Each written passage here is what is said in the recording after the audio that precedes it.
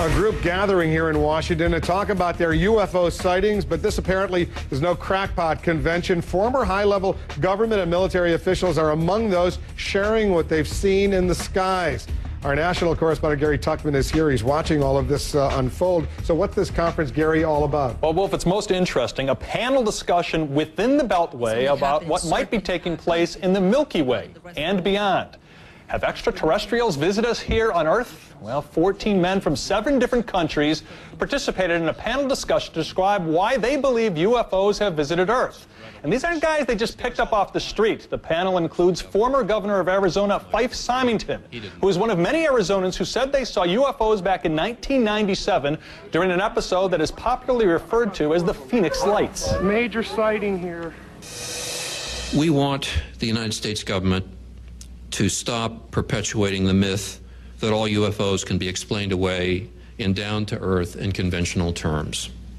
Instead, our country needs to reopen its official investigation that it shut down in 1969. Also participating was a retired Air Force captain who says he and his passengers saw a huge flying disc. Also a retired Peruvian Air Force pilot who says he came within 300 feet of a circular UFO flying at 63,000 feet. And then there was a retired U.S. Air Force security officer who, while stationed in England, was summoned to a downed aircraft in a forest. When we came up on the triangular-shaped craft, there were blue and yellow lights swirling around the exterior as though they were part of the surface.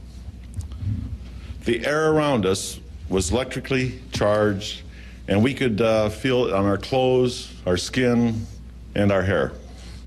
Well, Peniston then says the craft took off. He never saw any beings inside or outside the UFO. He says he took pictures, but inferred they were purposely overexposed by the government. Now, we've talked to the FAA before about investigating these kinds of claims, but the agency says, quote, it does not have the power to investigate.